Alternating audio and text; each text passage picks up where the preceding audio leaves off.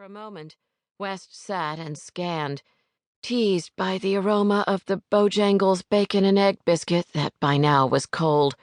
Settling on a 15-minute slot in front of sparkling glass doors, she parked and climbed out, doing the best she could with briefcase, pocketbook, files, newspapers, breakfast, a large coffee.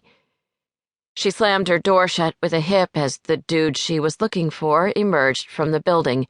He was jailing. Jeans at low tide in that cool lockup look of 6 inches of pastel undershorts showing. The fashion statement got started in jail when inmates had their belts confiscated so they wouldn't hang themselves or someone else. The trend had crossed over every racial and socioeconomic line until half of the city's pants were falling off. West did not understand it. She left her car right where it was, fought with her armload as the dude mumbled good morning, trotting past. "Brewster!" Her voice halted him like a pointed gun.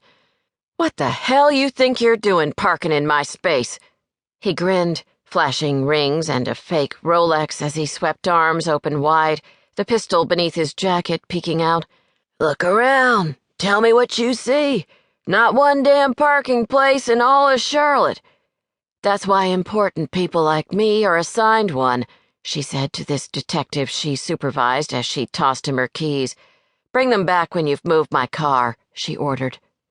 West was 42, a woman who still turned heads and had never been married to anything beyond what she thought she was here on Earth to do. She had deep red hair, a little unattended and longer than she liked it, her eyes darkened quick, and a serious body that she did not deserve, for she did nothing to maintain curves and straightness in the right places. She wore her uniform in a way that made other women want one, but that was not why she chose police blues over plain clothes. She supervised more than 300 wise-ass investigators like Ronald Brewster, who needed every reminder of law and order West could muster. Cops greeted her on her way in. She turned right, headed to offices where Chief Judy Hammer decided everything that mattered in law enforcement in this 100-mile area of almost 6 million people. West loved her boss, but right now didn't like her. West knew why she had been called in early for a meeting, and it was a situation beyond reason or her control. This was insane. She walked into Hammer's outer office, where Captain Fred Horges was talking on the phone. He held his hand over the receiver and shook his head in a "there's nothing I can do" way to West as she walked up to the dark wooden door, where Hammer's name was announced brightly in brass. "It's not good," he warned with a shrug. "Why is it I didn't need you to tell me that?" West irritably said.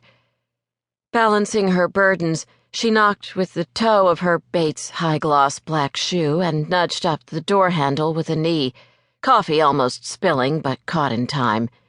Inside, Hammer sat behind her overwhelmed desk, surrounded by framed photographs of children and grandbabies, her mission statement, "Prevent the next crime," on the wall behind her.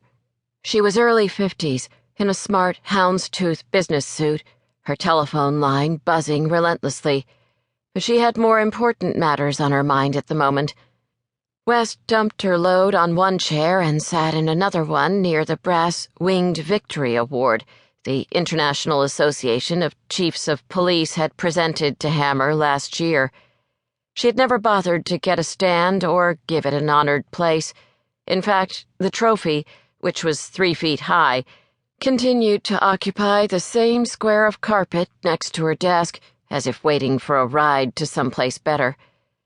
Judy Hammer won such things because she wasn't motivated by them. West removed the lid off her coffee, and steam wafted up. "I already know what this is about," she said, "and you know what I think." Hammer gestured to silence her. She leaned forward, folding her hands on top of her desk. "Virginia, at long last I have gotten the support of City Council, the city manager, the mayor," she started to say. "And every one of them, including you, is wrong," West said, stirring cream and sugar into her coffee. "I can't believe you talked them into this, and I can tell you right now, they're going to..."